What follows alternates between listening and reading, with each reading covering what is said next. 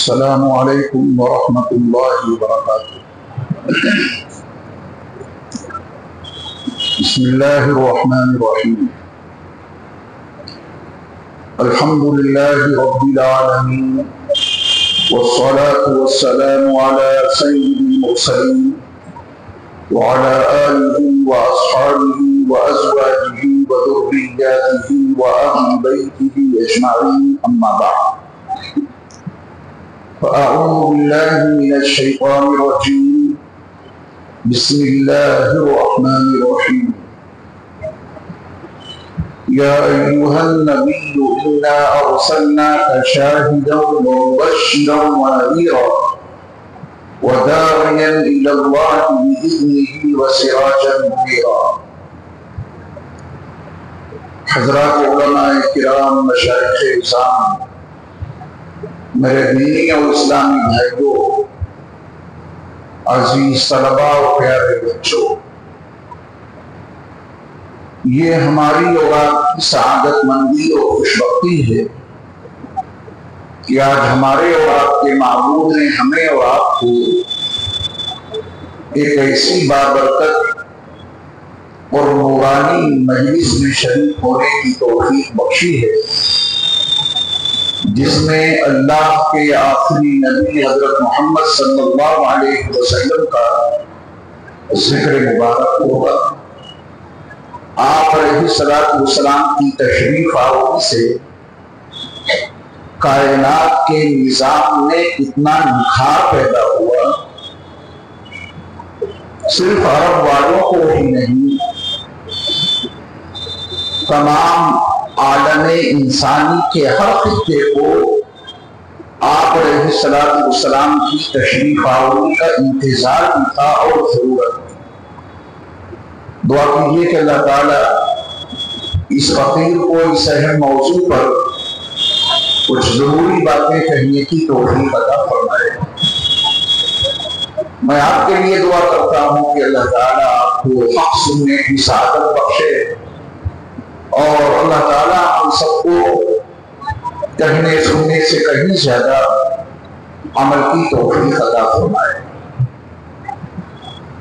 اب سے تقریباً 1450 سال پہلے کی بات ہے کہ جب مکہ المکرمہ کی سرزمین پر سیدہ آمنہ کی گود آباد ہوئی تھی۔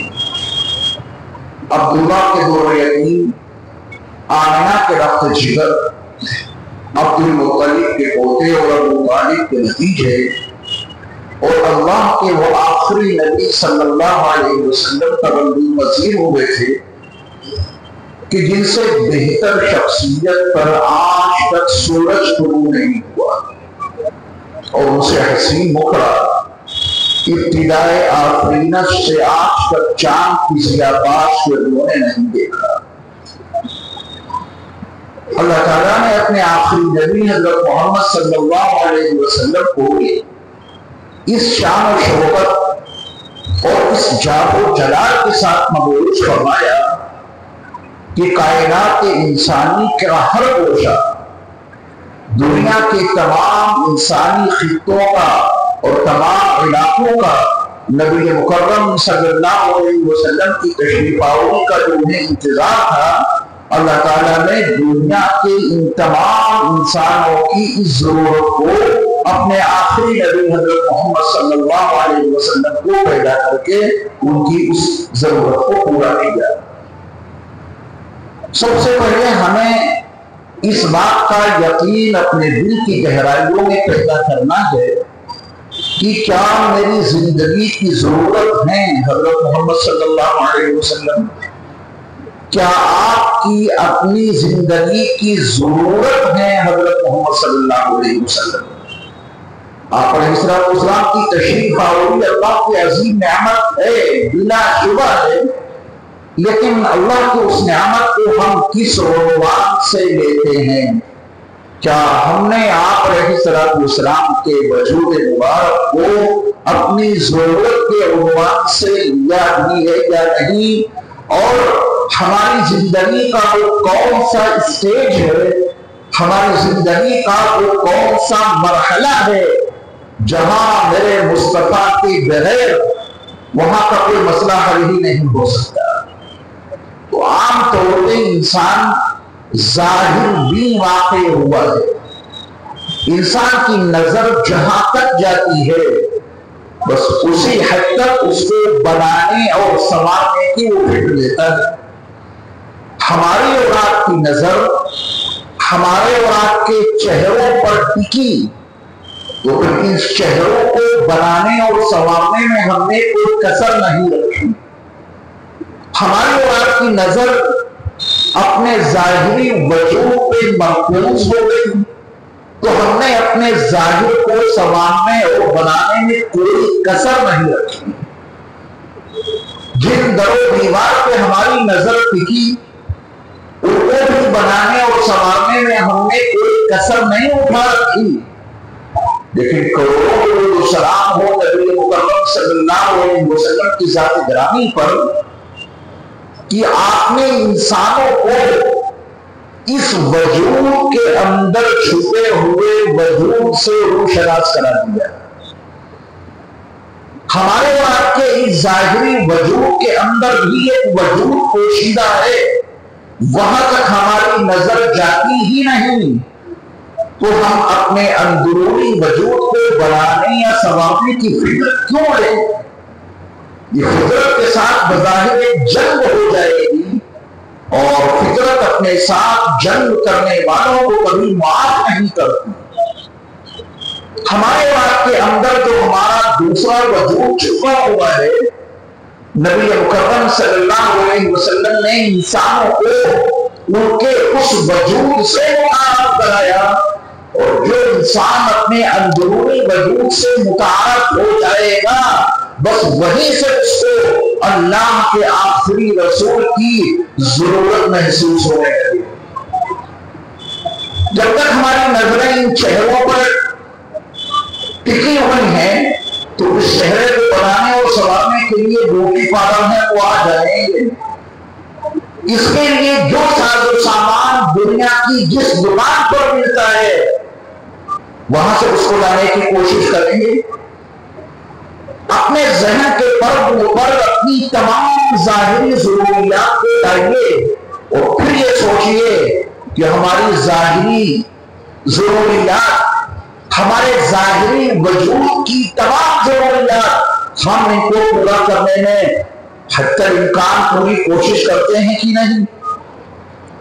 لیکن یہ چہرہ کیا اسی حد تک ہمیشہ محفوظ رہے گا؟ کیا یہ دنیا کے گورے چہرے ہمیشہ گورے رہیں گے؟ کیا یہ دنیا کے کالے چہرے جنہیں دنیا کا کوئی انسان فطری طور پر گورا نہیں بنا سکتا، کیا یہ ہمیشہ کالے رہیں گے؟ نہیں۔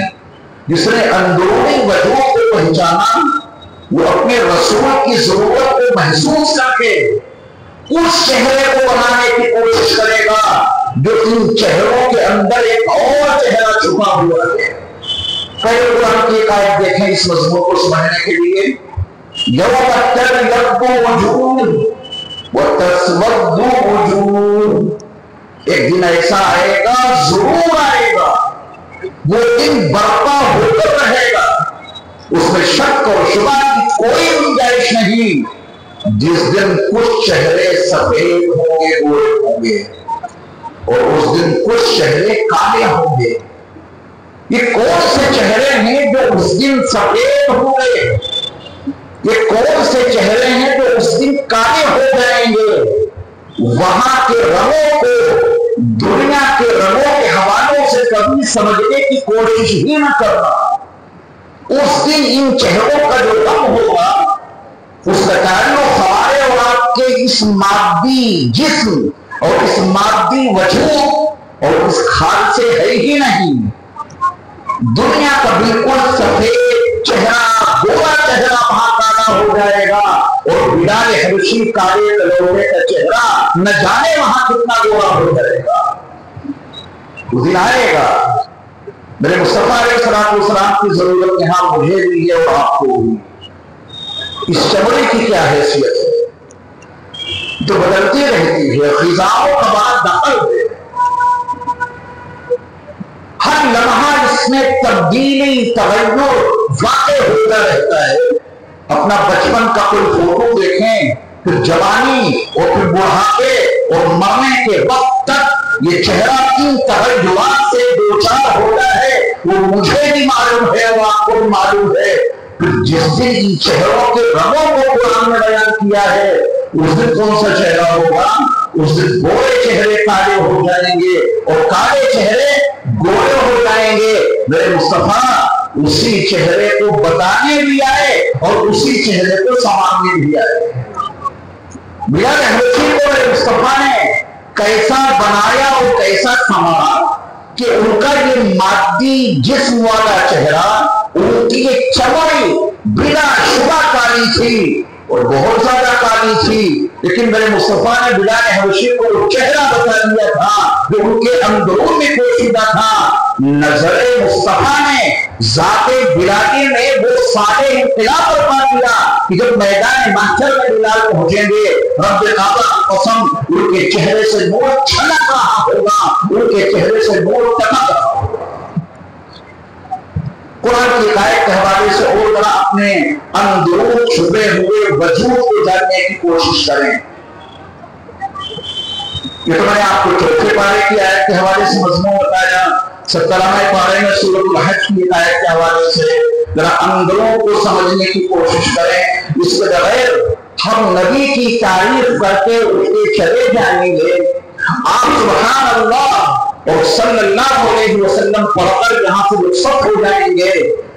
ہم نے اپنی زندگی کے کس موڑ پر نبی کی ضرورت کو ویسے محسوس کیا جیسے شدید پیاس کے عالم میں پانی کی ضرورت کو محسوس کرتے ہیں۔ ہم نے اپنی 40 سالہ زندگی میں، 50 سالہ زندگی میں، 70-80 سالہ زندگی میں اللہ کے اس آخری رسول کو اپنے لیے اتنا ضروری کب سمجھا جتنا ضروری شدید بھوک میں ہم کھانے کو سمجھتے ہیں۔ اپنی زندگی کی تمام ضروریات اپنے ذہن کے پردے پہ ڈالئے اور ہر ضرورت کی اہمیت اور اس کی حفاظت کو سمجھیے۔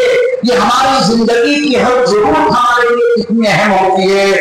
کیا اتنا ہی اپنی زندگی کے لیے ضروری رسول مکرم کا وجود بھی ہم نے تصور کیا یا نہیں؟ اگر اسی قدر بلکہ اس سے بھی زیادہ ضروری ہمیں سمجھنا ہے رسول مکرم صلی اللہ علیہ وسلم کے وجود کو، یہ دنیا کی ضروریات سے بھی زیادہ ضروری ہے میرے لیے بھی اور آپ کے لیے بھی۔ اللہ کے آخری رسول صلی اللہ علیہ وسلم جب تک اس ضرورت کو محسوس نہیں کریں گے، میرے ایمان والے بھائیوں، کبھی بھی ہم اپنے پیارے نبی کی سیرت کو اپنا ہی نہیں سکتے، ان کے طریقے پر چل ہی نہیں سکتے۔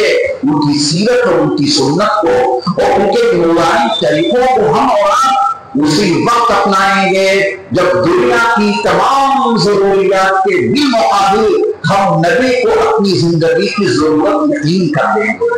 دیکھیے یہ آنکھیں جن میں رب ذوالجلال نے قوت بصارت رکھی ہے، جس سے ہم دنیا کی نہ جانے کتنی چیزیں دیکھ لیتے ہیں، انہی آنکھوں سے اگر دنیا میں کسی انسان کی یہ آنکھیں خراب ہو جائیں، ان کی قوت بصارت ختم ہو جائے، بینائی معدوم ہو جائے، ایسے انسان کو ہم اور آپ اعمی کہتے ہیں، ایسے انسان کو ہم اور آپ نابینا اور اندھا کہتے ہیں کہ صاحب اس کی آنکھوں کی قوت بصارت ختم ہو گئی، لہذا یہ اندھا ہے۔ نظر یہیں تک پہنچی تھی، ان آنکھوں کی قوت بصارت کیا ختم ہوئی؟ آپ نے اسے اندھا اور اعمی اور نابینا کہہ دیا۔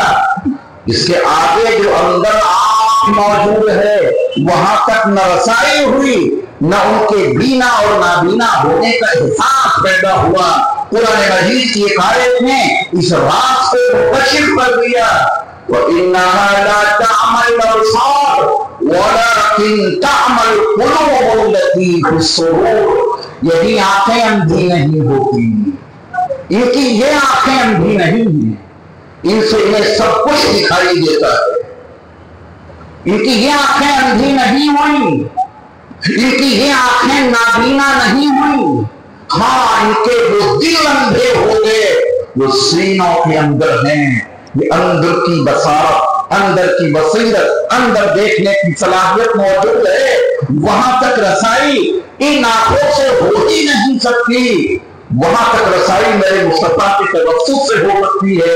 और जिसने अपने अंदरून को रसूल मुकर्रम सल्लल्लाहु अलैहि वसल्लम के तवस्सुत से समझ लिया, तो उसकी ये आंखें अंधी ही क्यों ना हो जाएं, उसके अंदर की आंख आलमे बरज़ख को साफ देख रही है।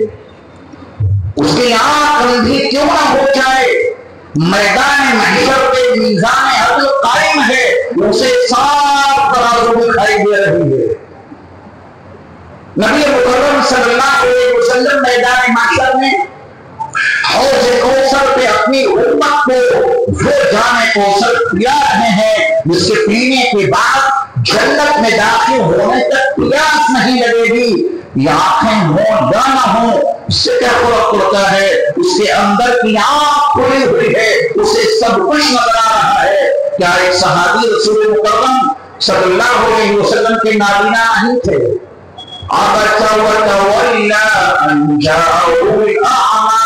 इस आयत में जिस शख्सियत को कुरान ने लफ्ज़ आमा से मुबारक कराया है, उसका अंदर कितना रोशन था, उसके अंदर की आंख कितनी बीना थी, रसूलुल्लाह सल्लल्लाहु अलैहि वसल्लम की तालीमात का नतीजा था। अगर आप कुरान से पूछे इन ज़ाहिरी आसार की हकीकत, तो कुरान को आपको ये बता देगा कि रसूल की तालीम के बगैर अगर तुमने अपनी अंदर वाली आंख नहीं खोली, तो फिर ये आंखें होने के बावजूद तुम अंधे हो। अगर अंदर के कान नहीं खोले, तो इन कानों के पर्दों में मौजूद हुए समाज के बावजूद तुम बहरे हो। अगर अंदर की ज़बान न खोली, तो इस ज़बान की गोयाई के बावजूद तुम गूंगे हो। अगर अपने अंदरूनी वजूद को न समझा, तो चलते फिरते होने के बावजूद तुम मुर्दा हो। ये कुरान की ताबीरें हैं। लहुम कुलूबुन ला यफ़क़हूना बिहा व लहुम अअयुनुन ला युबसिरूना बिहा व लहुम आज़ानुन ला यस्मऊना बिहा। ये कुरान के अव्वलीन मुखातबीन हैं, जिन्हें कुरान ने इस अंदाज से मुताब कराया। उनके पास दिल है मगर उनसे ये समझते नहीं, इनके पास कान है मगर उनसे ये सुनते नहीं, इनके पास आंखें हैं मगर उनसे देखते नहीं। उलाइका कल अनआम, जानवरों जैसे हैं। इंसानों को कुरान ने कल अनआम पहले मरहले में कहा। क्यों कुरान ने इनको जानवर से तस्वीर दे दी? क्यों इनकी आंखों के होने के बावजूद कुरान ने इसको अंधा करार दे दिया? क्यों कानों में कुव्वते समाअत के मौजूद होने के बावजूद कुरान ने इनको बहरा ठहरा दिया, गूंगा कर कह दिया? हालांकि ज़बानें उनकी बहुत चलती थी, मगर कुरान ने कहा कि ये गूंगे हैं। किन आंखों की बुनियाद पे हम और आप बीना बनेंगे? किन कानों की बुनियाद पे हम और आप सुनने वाले ठहरेंगे? किस ज़बान की बुनियाद पे हम और आप बोलने वाले करार दिए जाएंगे? अंदर के किस वजूद के किस मकाम पर पहुंचने की बुनियाद पे चलते फिरती लाश नहीं, बल्कि हमें चलता फिरता जिंदा इंसान करार दिया जाएगा। ये है रसूलुल्लाह सल्लल्लाहु अलैहि वसल्लम की वो तालीमात। जब इनसे वाकिफ हो जाएंगे, तो फिर जिंदगी के हर शोबे में उनकी जरूरत महसूस होने लगेगी। और जब उनकी जरूरत महसूस होगी, तो उसकी तकमील के लिए बारगाह के मुस्तफा में हाजिर होना लाजिम और जरूरी हो जाएगा। वहीं से हम सुबह और शाम, रात और दिन और अपनी 24 घंटे की मामूलाती जिंदगी के हर अमल को रसूल मुकर्रम सल्लल्लाहु अलैहि वसल्लम की सुन्नतों के सांचे में ढालने वाले बन जाएंगे। अभी हमने उस जरूरत को महसूस कहाँ किया? आइए उस जरूरत का एहसास दिलाने के लिए अभी तक मैंने कुरान से सहारा लिया। ایک آیت کا اور سہارا لیتے ہیں جس سے ہم اپنے ایمان کا تحفظ کر سکیں. پھر ہم لفظ سراج کے اوپر گفتگو کریں گے اس کے بعد انشاءاللہ، کیونکہ آفتاب رسالت کا طلوع یہ آج کے موضوع میں لفظ شامل ہے، اس پر ہم گفتگو کریں گے انشاءاللہ. لیکن ابھی ضرورت کو محسوس کریں اس آفتاب رسالت کی ہمیں کتنی ضرورت ہے، اس آفتاب رسالت کی کرنوں کی ہمیں کتنی حاجت ہے. اس روشنی کے بغیر ہم اپنی زندگی کا ایک قدم آگے نہیں بڑھا سکتے. اپنے ایمان کے تحفظ کے حوالے سے رسول کی ضرورت کو ایک آیت کی تناظر میں سمجھنے کی کوشش کریں. رسول مکرم صلی اللہ علیہ وسلم کے جو اولین مخاطبین ہیں صحابہ جو ایمان لے آئے، ان کی عظمتوں کو سلام، ان کی رفاقتوں کو سلام. میرے رب نے انہیں اپنے رسول کی مصاحبت کے لیے منتخب کر لیا تھا، اور اس انتخاب میں دعائے ابراہیمی کا بھی بہت بڑا دخل ہے، کیونکہ اب سے تقریباً 4000 سال پہلے مکہ المکرمہ کی وادی میں اللہ کے خلیل ابراہیم علیہ السلام نے نبی آخر الزمان حضرت محمد صلی اللہ علیہ وسلم کی بعثت کی جو دعا کی تھی اور بنا وبعث،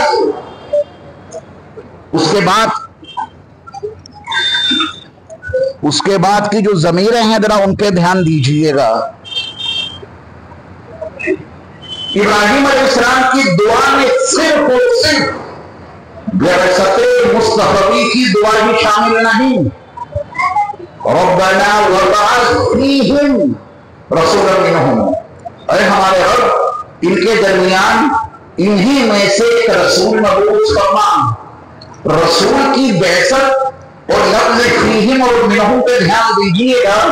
یتلو علیہم آیاتک، ان کے سامنے آپ کے رسول آپ کی آیتیں پڑھ کر سنائیں.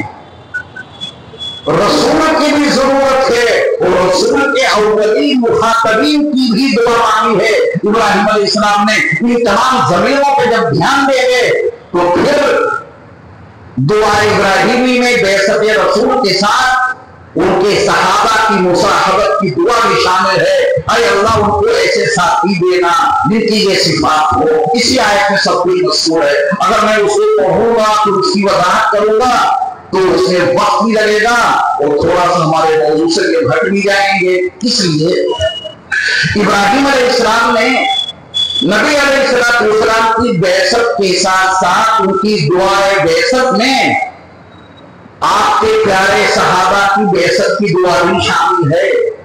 صحابہ ایمان لائے، پھر اللہ نے ان کے ایمان کی پختگی اور مضبوطی اور توجہ دینا اس بات پر دو حوالوں سے ان کے ایمان کے تحفظ کا یقین میرے رب نے ان صحابہ کو دلا دیا کہ تم ایمان کی مملکت سے نکل کر کبھی بھی کفر کی حدود میں داخل ہو ہی نہیں سکتے. اتنی بڑی گارنٹی دی ہے میرے اللہ نے صحابہ کو.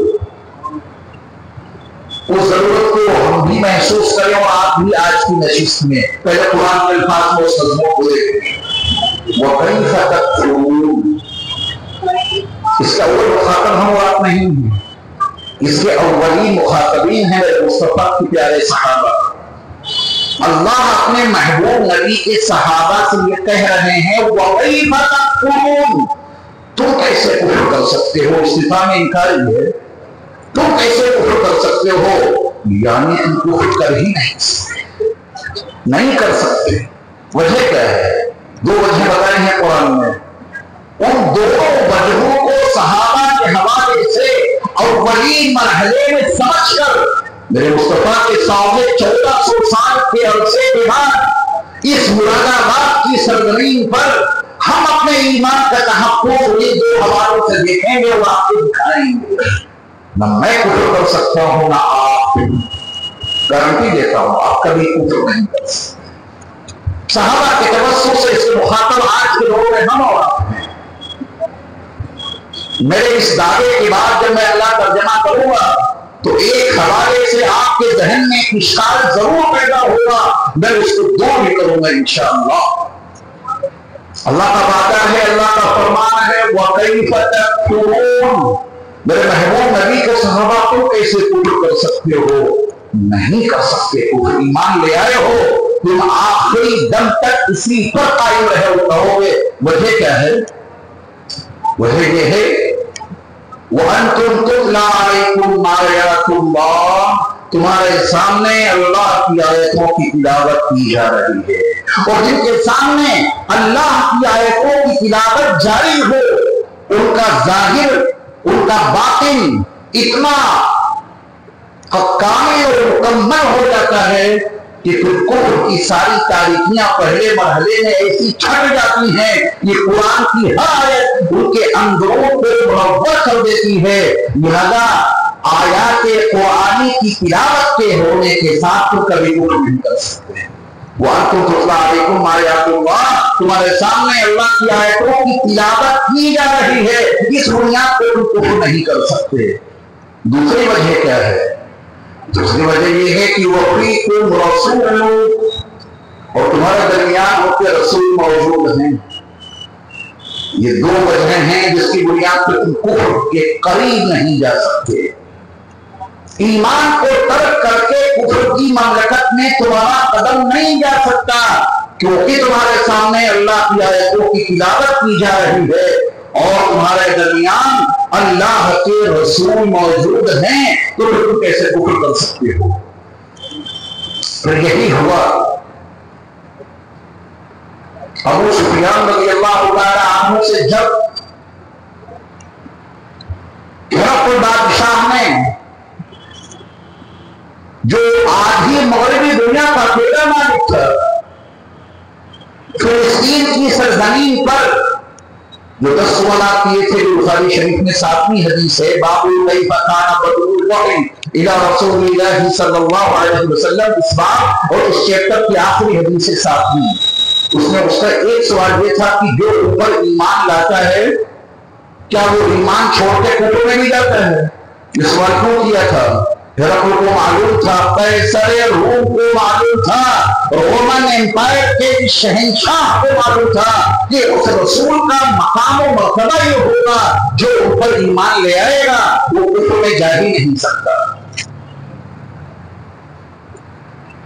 ابو سفیان کا جواب بخاری کے حوالے سے آپ کے علم میں ضرور ہوگا۔ ابو سفیان نے اس وقت جبکہ وہ خود اسلام کے بدترین دشمن تھے، انہوں نے جواب دیا تھا کہ جو اوپر ایمان لے آتا ہے وہ ہمیشہ کے لیے انہی کا ہو کے رہ جاتا ہے، ایسا ابھی تک ہوا ہی نہیں کہ جو اوپر ایمان لایا ہو وہ ایمان چھوڑ کے کفر کی سلطنت میں گیا ہو۔ وَكَيْفَ تَكْفُرُونَ وَأَنْتُمْ تُتْلَى عَلَيْكُمْ آيَاتُ اللَّهِ وَفِيكُمْ رَسُولٌ، تم کیسے کفر کر سکتے ہو؟ تمہارے درمیان تو اللہ کی آیتیں پڑھ کر سنائی جاتی ہیں اور اس کے رسول بھی تمہارے درمیان موجود ہیں، ہمارے ایمان کا تحفظ کیسے ہو؟ یہ گارنٹی ہمیں اور آپ کو کیسے ملے؟ صحابہ کے حوالے سے ان سے مخاطب آج کے دور میں ہم اور آپ ہیں، ہمارے سامنے قرآن کی آیتوں کی تلاوت ہوتی تو ہے مگر مفہوم سے نابلد۔ ابھی میں اس موضوع کو واضح کروں گا کہ ہماری ہدایت کے جو 3 بنیادی مرکز ہیں ہم ان سے کتنے دور ہو گئے۔ یہ خبریں آنے لگی کہ فلاں علاقے کے مسلمان ایمان اور اسلام کو چھوڑ کے کفر میں چلے گئے، یہ خبریں آتی ہیں نا۔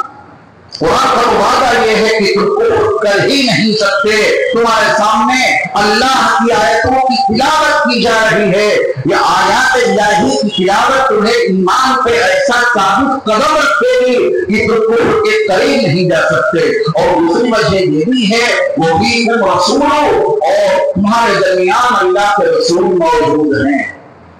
قرآن کی تلاوت تو آج بھی ہوتی ہے، اس کا افہام اور تفہیم ہو جائے تو ہماری یہ ضرورت پوری ہو جائے، لیکن صحابہ کے درمیان تو اللہ کے رسول موجود تھے، ہمارے اور آپ کے درمیان اللہ کے رسول تو موجود نہیں ہیں۔ بس اسی اعتراض کا جواب آپ کو سمجھنا ہے۔ میں کوشش کروں گا کہ ان رسولوں کو تعلیمات مصطفی کے حوالے سے اپنے درمیان اس کے رسول کی موجودگی آپ کو سمجھا دوں، اور اللہ کرے مجھے بھی اور آپ کو بھی یہ تیقن حاصل ہو جائے، یہ اذعان حاصل ہو جائے، یہ یقین کامل حاصل ہو جائے، ہاں تعلیمات کے لحاظ سے ہمارے درمیان اللہ کے رسول موجود ہے۔ رسول اللہ صلی اللہ علیہ وسلم اپنی تعلیمات کے لحاظ سے ہمارے اور آپ کے درمیان موجود ہیں، واللہ موجود ہے۔ ذات مصطفیٰ، وجود مصطفیٰ تو ہمارے درمیان نہیں ہے، لیکن وہ تعلیمات جن سے صحابہ کی زندگی منور ہوئی، وہ تعلیمات مصطفیٰ جن سے صحابہ کی زندگی کو عروج ملا، جس سے صحابہ کی زندگیوں میں ایک صالح انقلاب برپا ہوا، رسول اللہ صلی اللہ علیہ وسلم کی وہ تعلیمات جن سے صحابہ نے اپنی 24 گھنٹے کی معمولاتی زندگی کو روشن اور منور بنا لیا تھا، ان میں سے کون سی ایسی تعلیم ہے جو ہمارے اور آپ کے درمیان موجود نہ ہو؟ کون سی ایسی تعلیم ہے جس کے نتیجے میں ہم اور آپ کامیابی حاصل کرنا چاہیں لیکن تعلیم نہیں ہے، وہ علم نہیں ہے تو محروم ہو جائیں؟ ایسا ہے ہی نہیں۔ میرے مصطفیٰ علیہ السلام کی 23 سالہ پیغمبرانہ زندگی قرآن اور حدیث کے حوالے سے ہمارے اور آپ کے درمیان الحمدللہ موجود ہے۔ اپنا کوئی عمل اٹھا کے دیکھیں، وضو، نماز، روزہ، زکات، حج، لباس، سرما لگانا، تیل لگانا، گھر میں داخل ہونا، گھر سے نکلنا، ٹوائلٹ میں جانا، نکلنا، پھیلائی اپنے ذہن کے پردے پر اپنی تمام معمولات، اور پھر قرآن و حدیث، قرآن و سنت کے تناظر میں اپنے 24 گھنٹے کی معمولاتی زندگی کی وہ ضرورت جو وابستہ ہے اسے آپ نبی کی سنت کے سانچے میں ڈھالنا چاہیں، تو آپ یہ نہیں کہہ سکتے کہ میری زندگی کے پورا عمل کے لیے نبی کی کوئی سنت مجھے نہیں ملی، کہہ نہیں سکتے۔ نبی صلی اللہ علیہ وسلم کی 23 سالہ پیغمبرانہ زندگی، آپ علیہ السلام کی جملہ وہ تعلیمات جن سے صحابہ کی زندگیاں منور ہوئی، وہ ساری کی ساری تعلیمات ہمارے اور آپ کے درمیان موجود ہے۔ ضرورت کا احساس ختم ہو گیا، ضرورت کا احساس ختم ہو گیا، جس کے نتیجے میں ہم نماز پڑھتے ہیں، نماز اور وہ بھی بغیر سمجھے۔ مسئلہ ہونے نہ ہونے کا نہیں بتا رہا، ہو جائے کہ نماز بغیر سمجھے پڑھائیں گے، لیکن پہلے اپنے دل میں تصور قائم کیجیے کہ ہمارے نبی نماز کو سمجھ کے پڑھتے تھے یا بغیر سمجھے؟ آپ سب کا جواب ہوگا سمجھ کر پڑھتے تھے، تو پھر اپنی نماز کو نبی کی نماز کے سانچے میں ڈھالنے کے لیے آپ بھی کوشش کیجیے کہ ہم بھی نماز کو سمجھ کے پڑھیں گے، اور جس دن نماز کو سمجھ کے پڑھ لیا، یہی 2 رکعت نماز دل کی دنیا کو بدل کر دے گی۔ زندگی کو لیکن کھانا پڑھتے ہوئے اس کا ترجمہ نہیں معلوم، سورہ فاتحہ کا مفہوم نہیں معلوم، رکوع سجدوں کی تسبیحات کا ترجمہ نہیں معلوم، تشہد پڑھتے تو ہیں السلام علیکہ ایھا النبی ورحمۃ اللہ وبرکاتہ، پڑھتے ہیں نماز میں مجھے سلام کر کے دیکھنا، نماز باقی رہے تو بتا دینا، میں نماز میں آپ کو سلام کر لوں، میری باقی نہیں بچے گی۔ اس نبی کی ضرورت کا احساس رہے تو نماز میں آپ ان پر سلام بھیج رہے ہیں، اور ہم کو 1450 سال کی بات کی لوگ ہیں، ذرا 1450 سال پہلے کے صحابہ جو نماز پڑھتے تھے اس کا تصور لائیے اپنے ذہن میں۔ امام الانبیاء آگے ہیں، نماز پڑھا رہے ہیں، اور آپ کے پیچھے صحابہ ہیں۔ جب صحابہ قاعدے اولا اور قاعدے اخیرہ میں اس حال میں جب ان کے آگے امام الانبیاء موجود ہیں، جب ان کی زبان پہ یہ جملہ آتا ہوگا السلام علیکہ ایھا النبی ورحمۃ اللہ وبرکاتہ، ان کے دل کی کیفیت کیا ہوتی ہے؟ اللہ اکبر۔ हमें और आपको कभी एहसास हुआ इस बात का कि हम नमाज में नबी की बारगाह में सलाम भेज रहे हैं, उन पे अल्लाह की रहमत और उनकी बरकतों के नुज़ूल की दुआ कर रहे हैं? कभी एहसास नहीं हुआ। और इसी एहसास न होने के नतीजे में नमाज पढ़ तो लेते हैं, मगर उसका वो फायदा जो मिलना चाहिए हमें और आपको हासिल नहीं हो रहा है। करेंगे कोशिश इसकी। नमाज समझ के पढ़िए। एक मिसाल दी मैंने, वजू रोजाना मुंह हाथ धोते हैं, लेकिन इस वजू के फसाइल क्या है? ये जो हम आप मुंह हाथ धो रहे हैं, ये मुंह हाथ धो रहे हैं या अंदर नूर भर रहे हैं?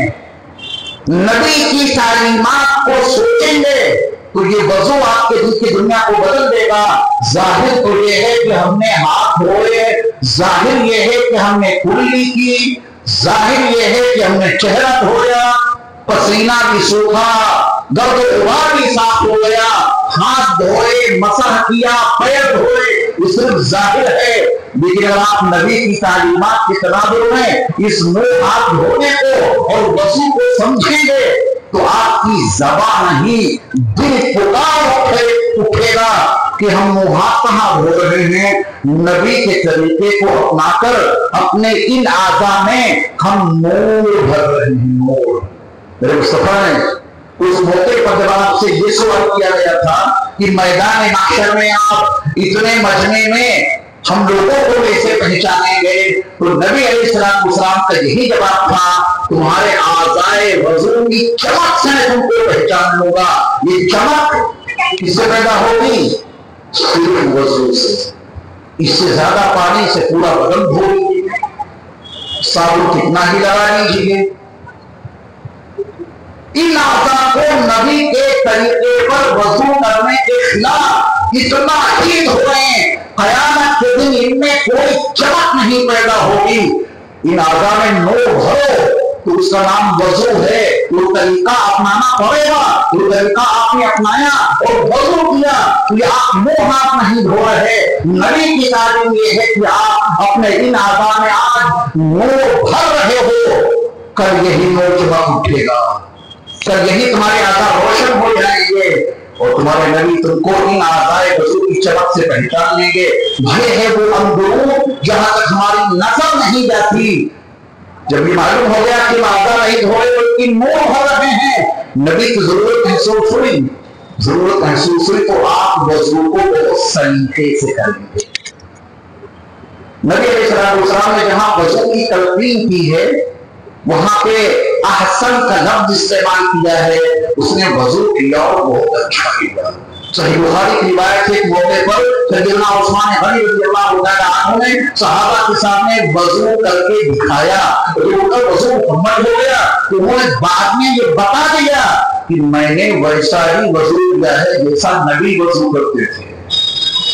आज हमें कोई है इस बात का दावेदार जो वज़ू करके ये कहे कि मैंने ये वज़ू वैसा किया है जैसा नबी करते थे? वजह इसके सिवा कुछ नहीं कि हमने वज़ू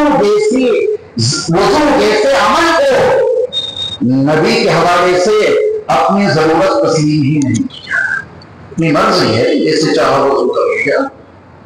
हमने वज़ू में भी नबी की जरूरत को महसूस नहीं किया। हमने नमाज में भी नबी की जरूरत को महसूस नहीं किया। अपने अंदाज से पढ़ते हैं। गौर कीजिए, इससे ज़मीर जागेगा, इससे शऊर जागेगा, इससे विजदान जागेगा, इससे एहसास जागेगा। और जब नबी की जरूरत महसूस कर लेंगे फिर आप नमाज के लिए खड़े होंगे वज़ू करके नबी के तरीके पर, फिर आप सोचेंगे सब झुका के खड़ा हो या ऐसे उठा के खड़ा हो। मुतवज्जिहन इलल काबा शरीफा का जुमला आपको याद आया तो आपने कहा कि चेहरा तो बिल्कुल सामने हुआ करता था हमारे नबी का। हमने अगर चेहरा इतना झुका दिया क़याम की हालत में तो ये मेरा रूह, ये मेरा चेहरा मुरादाबाद की सरजमीन किस रोड के महल्ले में मेरा चेहरा झुका हुआ है। फवल्ली वजहक शत्रुल मस्जिदिल हराम, ये कुरान की वजाहत है। वो मेरे मुस्तफा का अमल इसी के मुताबिक था چاہے جہاں ہو، کائنات کے کسی خطے میں موجود ہو، کائنات کے کسی حصے میں موجود ہو، نماز پڑھنی ہے تو فَوَلِّ وَجْهَكَ شَطْرَ الْمَسْجِدِ الْحَرَامِ، اپنا چہرہ مسجد حرام کی طرف کرو. اور ہم اپنا چہرہ کہاں رکھتے ہیں؟ مراد آباد کی زمین کی طرف. اتنا جھکا دیتے یہ بڑا چہرہ اتنا کیوں جھک گیا؟ یہ گردن سیدھی ہو کے چہرہ سامنے کیوں نہیں؟ اور نظر سجدہ گاہ پر کیوں نہیں؟ وجہ اس کے سوا کچھ نہیں کہ ہم نے نماز تک میں نبی کی ضرورت کو محسوس نہیں کیا. شادی بیاہ میں کیا کریں گے؟ عبادات میں بھی ہم نے نبی کی ضرورت کو محسوس نہیں کیا کہ اپنا یہ عمل نبی کی سنت کے ساتھے میں ڈالنے، تو کھانے پینے میں اور دنیا کی دیگر حاجتوں ضرورتوں میں ہم نبی کو کیسے یاد کر پائے؟ ہم کو نبی کو نماز میں یاد نہیں کرتے کہ وہ بھی ہمارے لیے ضروری ہے. ان کا قیام کیسا تھا، ان کا رکوع کیسا تھا، جبکہ آپ کی ہدایت ہے صلوا کما رأیتمونی اصلی، نماز ایسی پڑھو جیسی تم مجھے پڑھتے ہوئے دیکھتے ہو. میرے مصطفیٰ نے مطالبہ نہیں کیا کہ ویسی پڑھو جیسی میں پڑھتا ہوں. اس میں توجہ دیجیے، نبی نے یہ نہیں کہا کہ جیسی میں پڑھتا ہوں ویسی پڑھو. ویسی کون پڑھ سکتا ہے؟ دنیا کے تمام نمازی قیامت کے برپا ہونے تک کے تمام نمازیوں کی نمازیں ایک طرف، میرے مصطفیٰ کی ایک نماز کی ایک رکعت، بلکہ اس ایک رکعت کا ایک سجدہ، بلکہ اس سجدے میں کہا ہوا ایک مرتبہ کا سبحان ربی الاعلی، ایک مرتبہ کا سبحان ربی الاعلی، یہ دنیا کے تمام نمازیوں کی نمازوں پہ بھاری. کہاں سے لاؤ گے وہ خلوص؟ کہاں سے لاؤ گے وہ خشیت الہی؟ کہاں سے لاؤ گے وہ خوف خدا بندی جو میرے مصطفیٰ کو حاصل تھا؟ کہاں سے پاؤ گے وہ معرفت جو میرے مصطفیٰ کو حاصل تھی؟ میرے مصطفیٰ نے مطالبہ ہی نہیں کیا اپنی امت سے کہ ویسی پڑھو جیسی میں پڑھتا ہوں.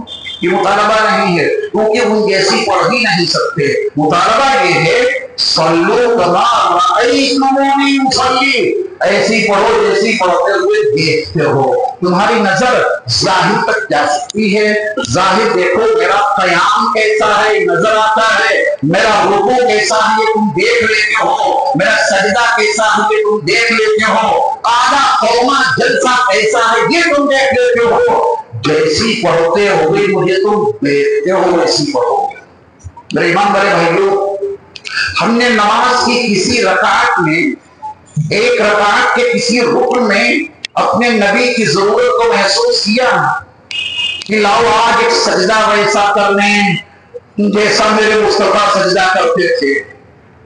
اور اس ضرورت کو محسوس نہ کرنے اور نبی کی سنتوں کے نہ جاننے کا جو سب سے بڑا نقصان ہو رہا ہے وہ یہ ہے کہ مکروہ تحریمی تک کے اعمال ہم نماز میں برپا کر دیتے ہیں. اگر آپ سجدے میں گئے اور یہ کوہنی زمین پورا ہاتھ زمین پر ٹیک دیا، پورا ہاتھ، اتنے ساتھی ہیں جو ٹیک دیتے ہیں، پورا نہیں ٹیکنا ہے، ہتھیلی رہے زمین پر، باقی حصہ اٹھا رہنا چاہیے. لیکن جن لوگوں نے نماز میں سجدے میں نبی کی ضرورت کو محسوس ہی نہیں کیا، وہ اپنے انداز پہ سجدہ کریں گے اٹھا دیتے ہیں. حکیم الامت حضرت مولانا ثانوی رضی اللہ عنہ نے وضاحت کے ساتھ یہ مسئلہ لکھ دیا ہے، بعض علماء کا قول نقل کر دیا ہے کہ اگر آپ نے یہ پورا حصہ بچھا دیا، مکروہ تنزیہی نہیں مکروہ تحریمی. یہ حرام کام آپ نماز میں کیوں کرنے لگے؟ کیونکہ نماز میں نبی کی ضرورت کو کہاں محسوس کیا؟ ہر حکم اپنے منمانے انداز میں، ہر عمل اپنے منمانے انداز میں.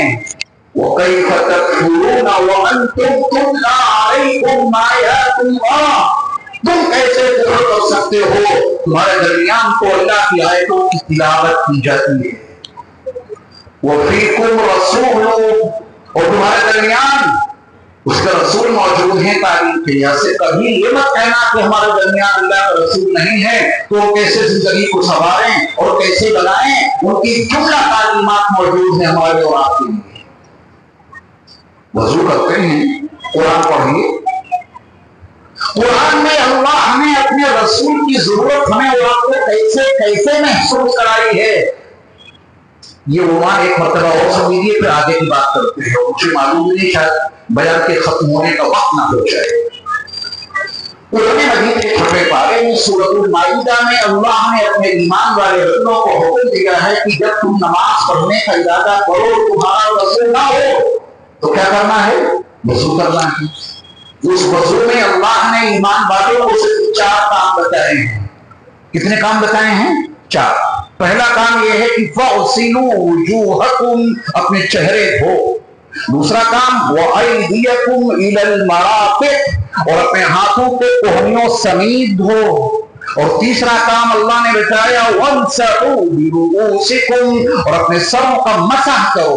और चौथा काम वजू के लिए अल्लाह ने बताया वअरजुलकुम इलल कअबैन, और अपने पैरों को टखनों समेत धो। यही तो है कुरान का वजू। अल्लाह ने ईमान वालों को नमाज से कबल इस वजू को बर्पा करने के लिए इन 4 आज़ा से मुताल्लिक काम दिए हैं। मेरे ईमान वाले भाइयों, इस आयत को पढ़ना, या अय्युहल्लज़ीना आमनू इज़ा कुंतुम इलस्सलाति फअग़सिलू वुजूहकुम वअयदियकुम इलल मराफ़िक़ वम्सहू बिरुऊसिकुम वअरजुलकुम इलल कअबैन। तर्जुमा मैंने आपको बता दिया। अभी आपने इशा की नमाज अदा करने से पहले वजू किया? हाँ किया, मगर मुझे बताना, और यही से मैं आपको आपके रसूल की जरूरत का एहसास दिलाना चाहता हूं, आपने अभी जो इशा के लिए वजू किया या इससे पहले जितने वजू कर चुके हैं या आइंदा जितने वजू करेंगे आप, क्या कभी आपने अल्लाह के बयान करदा कुरान की इस आयत के तनाजुर में ऐसा वजू किया जैसा कुरान में लिखा है? कभी ऐसा वजू नहीं किया जैसे कुरान में लिखा है। या आपने पानी लिया हो और चेहरा धोना शुरू कर दिया हो, ऐसा वजू आप क्यों नहीं करते?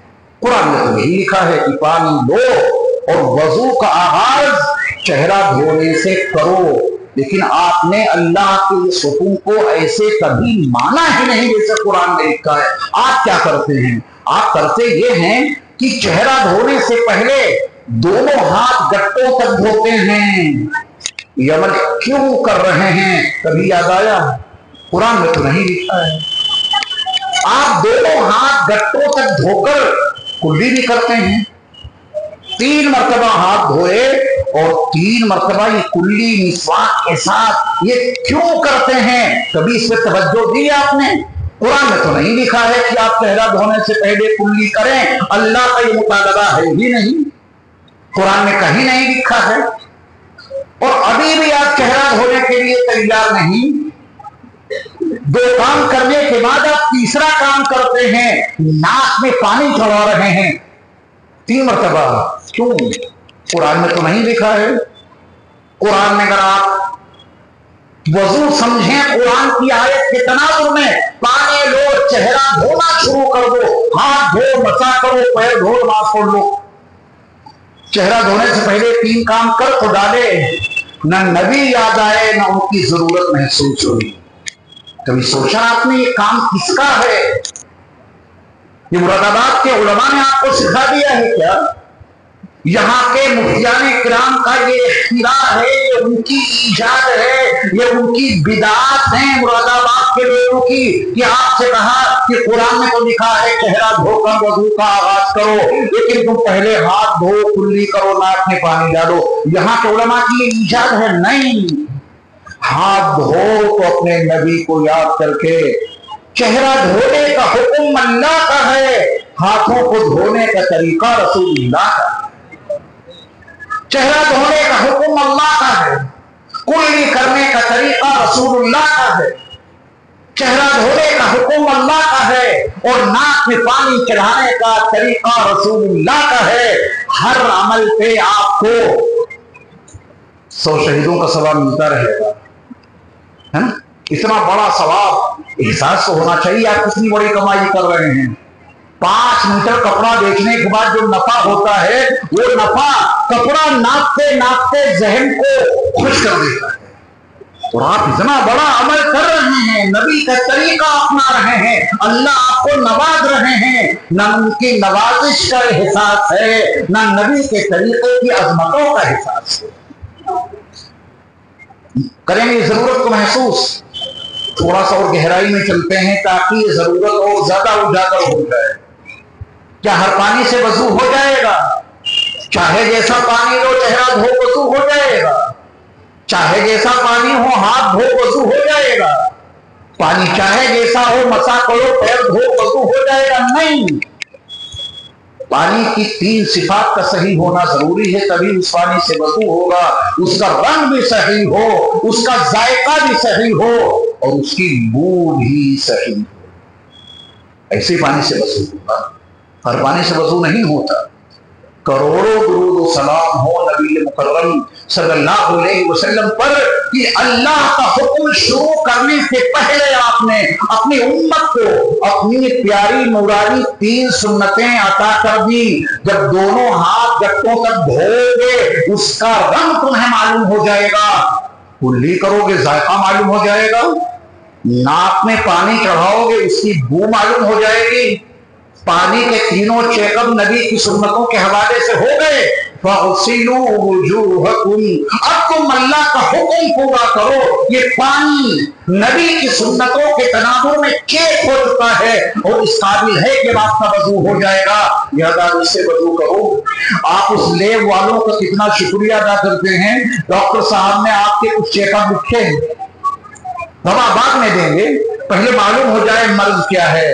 آپ لیب میں جاتے ہیں, خون دے دیتے ہیں, کرو چیک اپ. انہوں نے آپ کو رپورٹ تیار کر کے دے دی کہ یہ جواب آپ کے لیے مناسب رہے گی. شکر گزار ہوتے ہیں ان کے. کبھی نبی کبھی شکر ادا کیا کہ یا رسول اللہ اگر آپ کی ان سنتوں پہ عمل نہ کرتے تو نہ جانے کیسے پانی سے منہ دھو لیتے, نہ جانے کیسے پانی سے ہاتھ دھو دیتے, ہمارا وضو ہی نہیں ہوتا. میرے محبوب یہ آپ کا صدقہ ہے اور آپ کی تعلیمات کا نتیجہ ہے کہ اللہ کا حکم شروع کرنے سے پہلے ہم نے آپ کی پیاری پیاری سنتوں کو اپنایا ہے. اس کے نتیجے میں پانی کی 3 صفات کا چیک اپ ہو گیا. ضرورت محسوس کریں گے تو پھر ان سے محبت بہت ہو جائے گی, عقیدت بہت ہو جائے گی, پھر اطاعت کا جذبہ دل کی گہرائیوں میں کروٹیں لینے لگے گا کہ جو رسول ہماری زندگی میں اس قدر زیادہ ضروری ہیں ہم ان سے محبت بھی رکھیں, ہم ان سے عقیدت بھی رکھیں, اور زندگی کے ہر شعبے میں ہم انہی سے رہبری اور رہنمائی بھی حاصل کریں. ہمارے اور آپ کے لیے جو مرکز ہدایت تھی وہ 3 ہیں.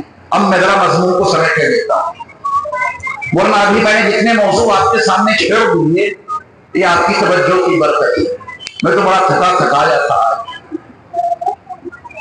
ایک اہم کام میرے ہاتھ میں ہے اس وقت. گاڑی میں بیٹھنے سے پہلے 17 آیتوں کا ترجمہ لکھ کے آ جاؤ. وہ قرآن کریم کا ترجمہ محاورہ میں کر دیا گیا ہے. پہلے تو لفظی ترجمہ میں نے کیا, اس کے 6 ایڈیشن آئے ہوئے. ابھی نیٹ والوں کا مطالبہ ہے کہ محاورہ ترجمہ بھی آپ کیجیے.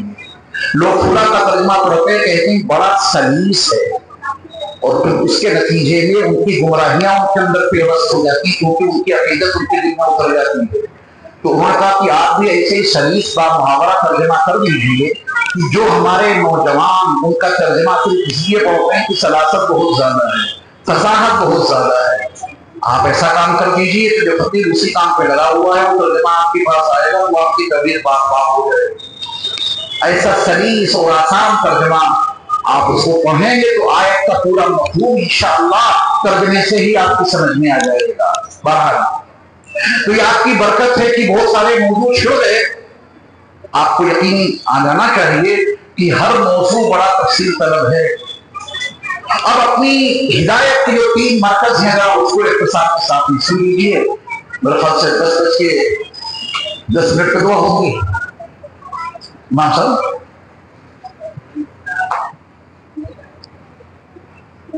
چلیے 10:15 تک کریں.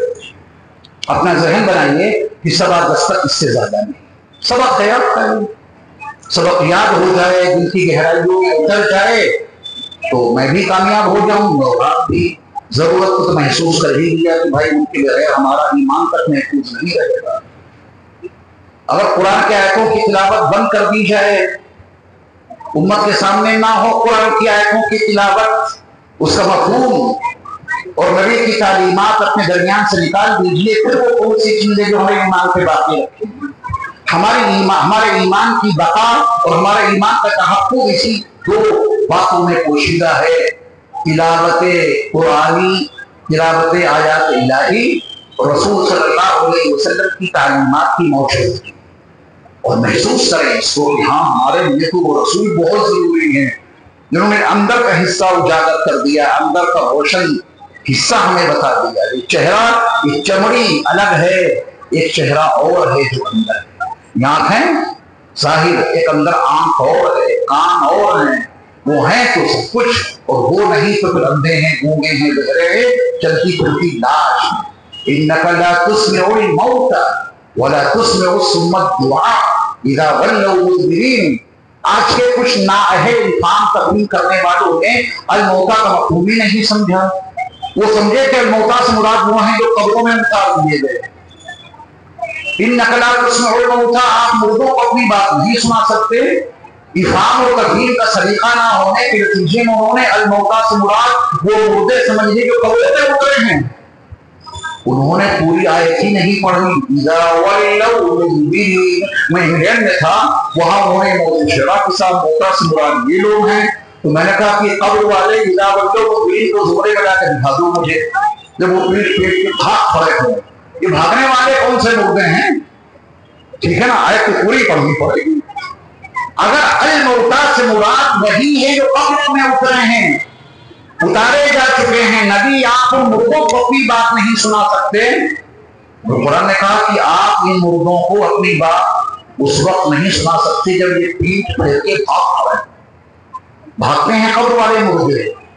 الموتا قرآن نے انہیں کہا ہے جو چلتی پھرتی لاشیں ہیں۔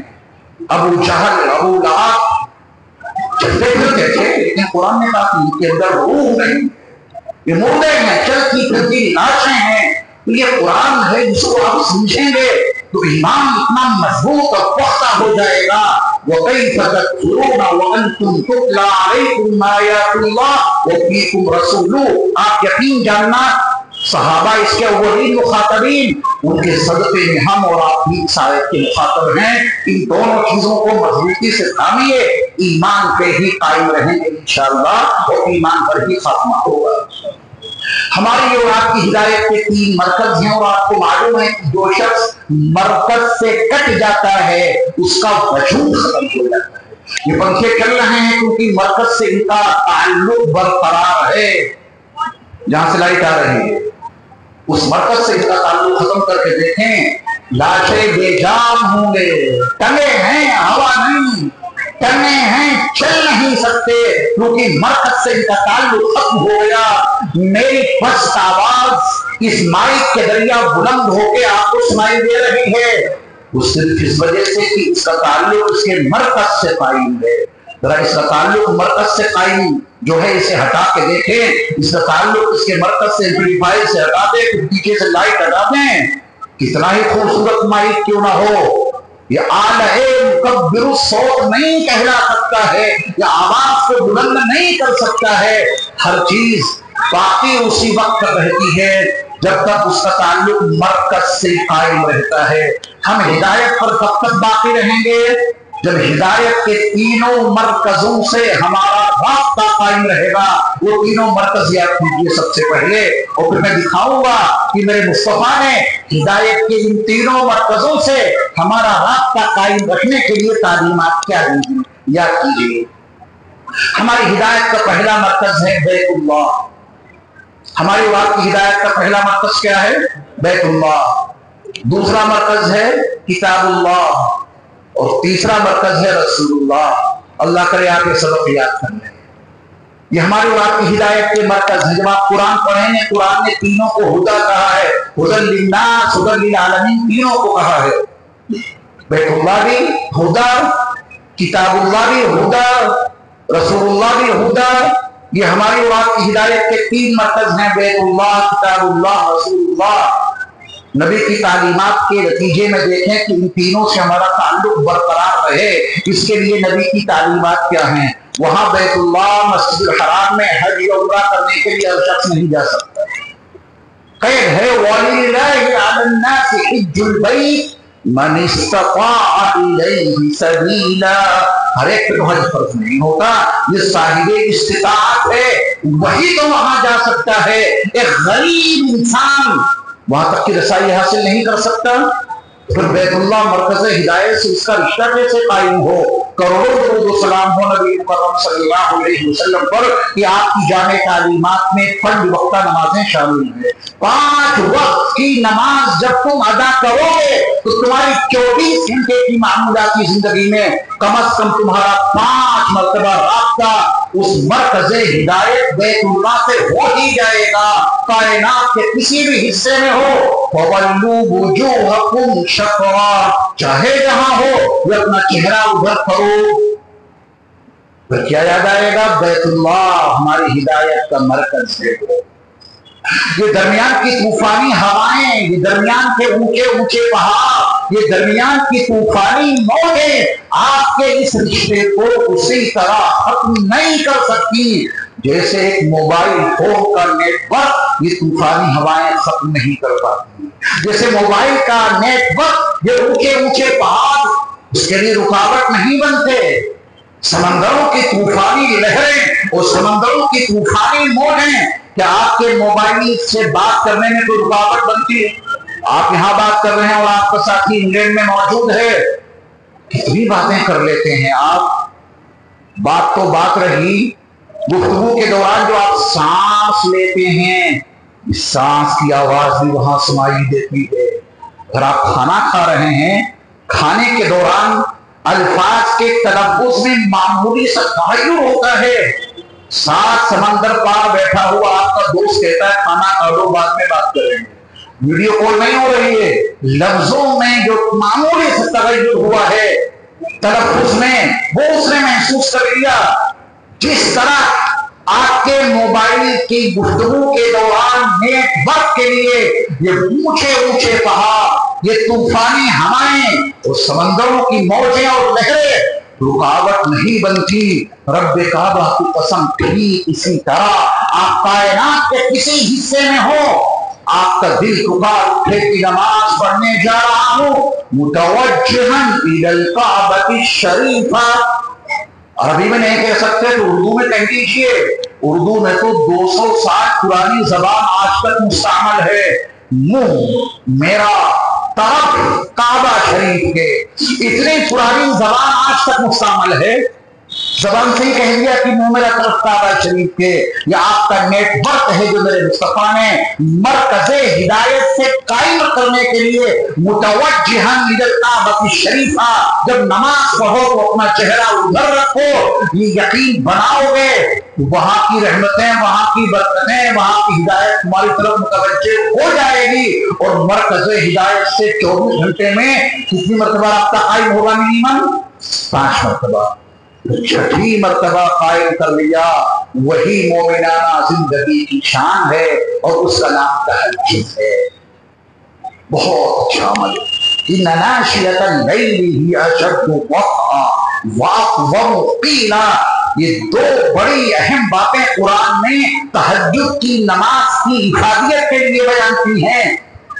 अपने उलमा से पूछ लेना अशद्दु वक़अ का मतलब क्या है और वअक़वम क़ीला का मतलब क्या है। अगर ये 5वें वक्त भी ततजाफ़ा जुनूबुहुम अनिल मदाजिअ यदऊना रब्बहुम खौफन व तमअ, अगर छठी मरतबा भी मरकज़ हिदायत से राब्ता कायम कर लो तो हिदायत के मकाम पे जरूर फाइज हो जाओगे इंशाअल्लाह। तो हमारे और आपके लिए मरकज़ हिदायत कितनी है? 3। नंबर 1 बैतुल्लाह, क्या वहां जाना जरूरी है ताल्लुक कायम रखने के लिए? यहां रहते हुए उस मरकज से ताल्लुक कायम हो जाएगा, हो जाएगा। और मैंने कुछ मिसालें दे दी क्योंकि तमसील से तफहीम में तस्हील होती है। तो मोबाइल के नेटवर्क से मैंने आपकी नमाज का नेटवर्क मरकज हिदायत बैतुल्लाह से जुड़ेगा कैसे, वो मैंने आपको बता दिया।